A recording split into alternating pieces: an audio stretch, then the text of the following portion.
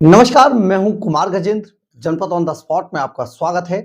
हमारे एक दूसरे social media platform podcast with Kumar Gajendra में भी आपका स्वागत है, जहां आप हमें सुन सकते हैं। जब हमने ये चैनल शुरू किया था तो आपको वो खबर दिखानी थी जो सरकारों के निशाने पर होती है और सरकारें इन्हें कभी सामने लाने नहीं देना चाहती। खास तौर पर अरविंद केजरीवाल ने मीडिया का बहुत इस्तेमाल किया।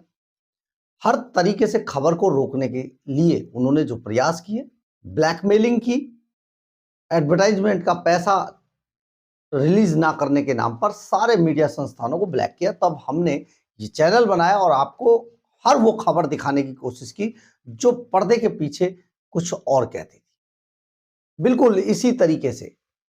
लेकिन अब बड़ी बात है कि हर खबर के पीछे कुछ सवाल होते हैं लोगों के, और सवाल पूछे जाने चाहिए और होने भी चाहिए।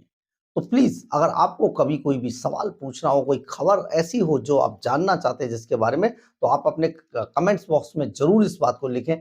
हम उस पर जरूर आपको पूरा उसका इफ एंड बट पूरी खबर बनाकर दिखाएंगे। खैर, आगे बढ़ते हैं। अरविंद केजरीवाल ने दिल्ली के खजाने को किस तरीके से लूटा, पूरे 10 साल तक भर भर के लूटा, और हालत ये हो गई कि जो दिल्ली का खजाना लबालब भरा रहता था वो आज करोड़ों रुपए के घाटे में चला गया। 7,500 करोड़ के घाटे में दिल्ली का खजाना। अब आप सोचिए कितना लूटा गया। लेकिन ये लूटा कैसे गया? देखिए, अरविंद केजरीवाल को ये घमंड हो गया था कि अब वो चुनाव हारेंगे। तभी उन्होंने मोदी के लिए कहा कि तुम्हें दूसरा जन्म लेना पड़ेगा, लेकिन मोदी ने इसी जन्म में उन्हें खत्म कर दिया। खैर, इससे ज्यादा लेना देना नहीं है। अरविंद केजरीवाल ने जिस तरीके से दिल्ली का खजाना लूटा, आप सोच सकते हैं। आपको एक छोटी सी वानगी दिखाते हैं इसकी। आजकल कैग रिपोर्ट का टाइम चल रहा है, और जो 14 सीएजी की कैग की रिपोर्ट्स अरविंद केजरीवाल इसीलिए दबा के बैठे थे कि उनका कच्चा चिट्ठा उनकी सरकार के टाइम का सब निकलकर सामने आ जाता, इसलिए उन्होंने एक भी रिपोर्ट जारी नहीं की थी। अब धीरे धीरे करके जैसे बीजेपी सत्ता में आई तो बीजेपी ने वो सभी रिपोर्ट्स रखनी शुरू कर दी हैं। अब तक 3 रिपोर्ट रखी जा चुकी है। अरविंद केजरीवाल बुरी तरीके से फंस गए हैं और वो अंडरग्राउंड हो चुके हैं। जो बात बात पर निकलकर आते थे सामने, अपने यहाँ स्टूडियो बनाकर उस पर बैठकर बताया करते थे क्या हो रहा है, कैसे हो रहा है। कभी उनकी वाइफ आ जाती थी, मैडम सीएम, वो बताती थी जैसे सामने उनका जिन्न आ रहा हो कभी।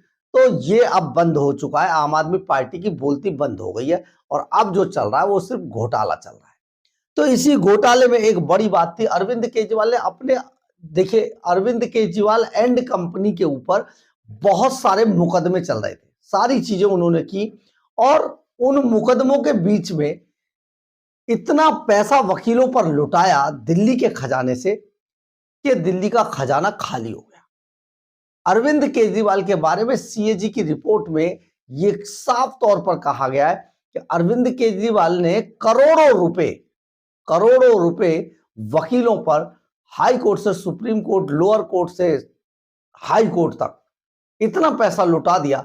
आज तक की सरकारों में ये रिकॉर्ड बनकर रह गया, क्योंकि आज तक जितनी भी सरकारें थी उनके केस होते ही नहीं थे।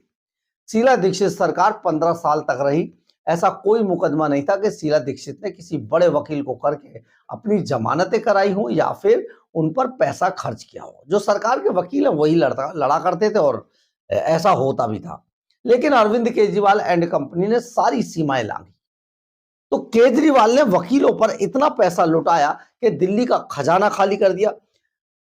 हम आपको सिलसिलेवार ढंग से बताएंगे कि किस किस वकील को कितना कितना पैसा दिया। आप ये सोचिए, सत्येंद्र जैन और मनीष सिसोदिया, जो चाचा बनना चाहते थे, एक भारत रत्न लेना चाहते थे, कट्टर हवाला, और एक जो कट्टर शिक्षा वाले थे वो चाचा नेहरू की जगह चाचा मनीष बनना चाहते थे। तो उन्होंने उनकी पैरवी पर 19 करोड़ रुपए लुटा दिए गए। 19 करोड़ रुपए, और 5 साल के अंदर वकीलों को करीब 40 करोड़ रुपया तो अरविंद केजरीवाल ने बांट दिया। 40 करोड़ रुपए, ये हम नहीं कह रहे, ये कैग की रिपोर्ट बता रही है। सोचिए, आज तक के इतिहास में दिल्ली के, या हमें लगता है हिंदुस्तान के किसी मुख्यमंत्री की पैरवी पर इतना पैसा कभी खर्च नहीं हुआ हुआ। ये भी Guinness book of world record में इसका नाम दर्ज होना चाहिए। और इससे पता चलता है कि आखिर दिल्ली कंगाल कैसे हो गई। जो कभी माला माल जिसका खजाना हुआ करता था, जो लबालब भरा रहता था, वो अब बिल्कुल खाली हो चुका है। और रेखा गुप्ता सरकार को, यानी भारतीय जनता पार्टी की जो सरकार आई है, उसे पैसा जुटाने के लिए क्या क्या जतन करने पड़ेंगे, आप सोच भी नहीं सकते।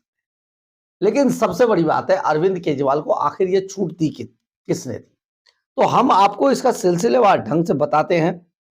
देखिए, अभिषेक मनु सिंघवी जो अरविंद केजरीवाल के बड़े वकील थे और उनके भगवान भी हैं, यानी कि अरविंद केजरीवाल और मनीष सिसोदिया के भगवान है, ये हम नहीं कह रहे, उन्होंने खुद ही इसका बयान दिया था कि अभिषेक मनु सिंघवी उनके भगवान हैं। तो इन भगवान को 19 करोड़ रुपया दिया गया पैरवी पर, 19 करोड़ रुपया, 18 करोड़ 97,50,000 रुपया अभिषेक मनु सिंघवी को हाई कोर्ट से सुप्रीम कोर्ट तक की पैरवी पर खर्च कर दिया गया अरविंद केजरीवाल। आप सोचिए, 18,97,50,000 यानी कि करीब 1 करोड़ रुपया खर्च किया गया। अभिषेक मनु सिंघवी ले गए 1 करोड़ रुपया। इसके बाद आता है नंबर राहुल मेहरा का। ये भी एक बड़े वरिष्ठ वकील है, राहुल मेहरा। और राहुल मेहरा को अरविंद केजरीवाल ने बांट दिए 5,30,25,000 रुपए। 5,30,25,000 रुपए। ये 5 साल के अंदर करीब 40 करोड़ रुपया दिया गया है। इसके बाद एक और वकील हैं, इनका नाम है शेखर नापड़े। इनके ऊपर 2,25,00,000 रुपया इनको फीस दी गई। इसके बाद एक और वकील हैं संदीप सेठी। संदीप सेठी को 1 करोड़ रुपया दिया गया। 73,44,700 रुपए दे दिए गए संतोष त्रिपाठी को। यानी कि 40 से 50 करोड़ रुपए की जो रकम थी दिल्ली के खजाने से अरविंद केजरीवाल ने वकीलों पर खर्च कर दी। तो खजाना तो अपने आप खाली होना था, क्योंकि इतनी मोटी रकम आज तक हिंदुस्तान के इतिहास में किसी भी मुख्यमंत्री ने वकीलों को नहीं दी होगी। यानी कि अरविंद केजरीवाल एंड कंपनी ने बुरी तरीके से दिल्ली के खजाने का जो दुरुपयोग किया, इसी का कारण है कि दिल्ली के अंदर किसी भी तरीके का कोई विकास कार्य किया ही नहीं गया। और 10 सालों तक अरविंद केजरीवाल एंड कंपनी या तो दिल्ली सरकार के अधिकारियों से लड़ती रही, या फिर जो केंद्र में बैठे प्रधानमंत्री नरेंद्र मोदी और उनकी कैबिनेट थी उससे लड़ाई करती, लेकिन काम कुछ नहीं किया। इसका सीधा सा जो रिजल्ट आया वो ये आया कि दिल्ली टूटी फूटी दिल्ली हो गई और दिल्ली करीब 25 साल पीछे चली गई। वो दिल्ली जो वर्ल्ड सिटी बन चुकी थी शीला दीक्षित सरकार के समय में, लेकिन आज दिल्ली की हालत जर्जर हो चुकी है। सब कुछ टूट गया है दिल्ली का और सब कुछ अस्त व्यस्त हो गया है। तो ये अरविंद केजरीवाल का ही कमाल था कि दिल्ली को कहां से कहां पहुंचा दिया। अब इसी से डरकर देखिए, चीफ सेक्रेटरी अंशु प्रसाद तक को पीट दिया गया था, अंशु प्रकाश को पीट दिया गया था। अधिकारी सारे निशाने पर थे, जो वसूली नहीं देता था उसको उठाकर फेंक दिया।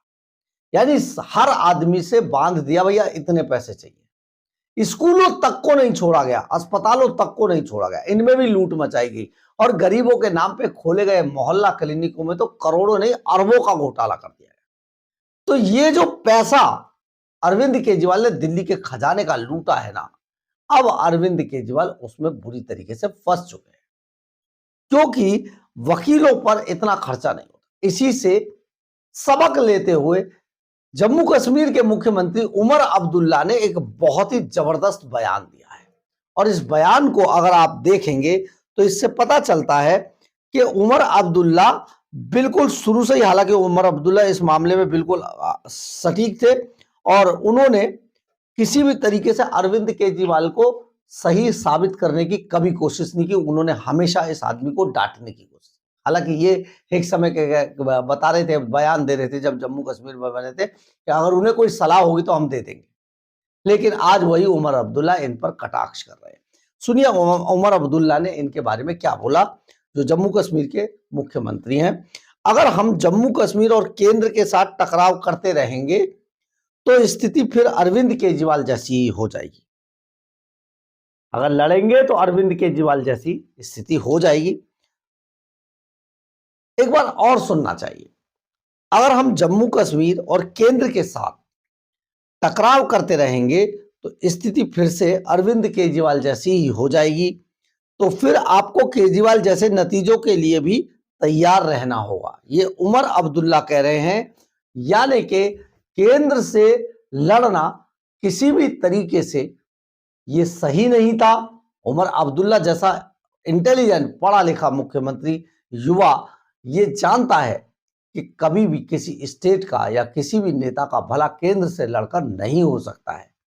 केंद्र के साथ मिलकर काम करना होता है और तभी उनका जो सूबा होता है, उनका जो इलाका होता है, वो तरक्की कर पाता है। लेकिन अरविंद केजरीवाल इसके उलट थे और अरविंद केजरीवाल एंड कंपनी ने जिस तरीके से हंगामा खड़ा करके, जिस तरीके से हर बात पर हंगामा खड़ा करके पार्टी को आगे बढ़ाने की कोशिश की, आज अरविंद केजरीवाल को अंडरग्राउंड होना पड़ा, भूमिगत होना पड़ा और वो आज कहीं दिखाई नहीं दे रहे।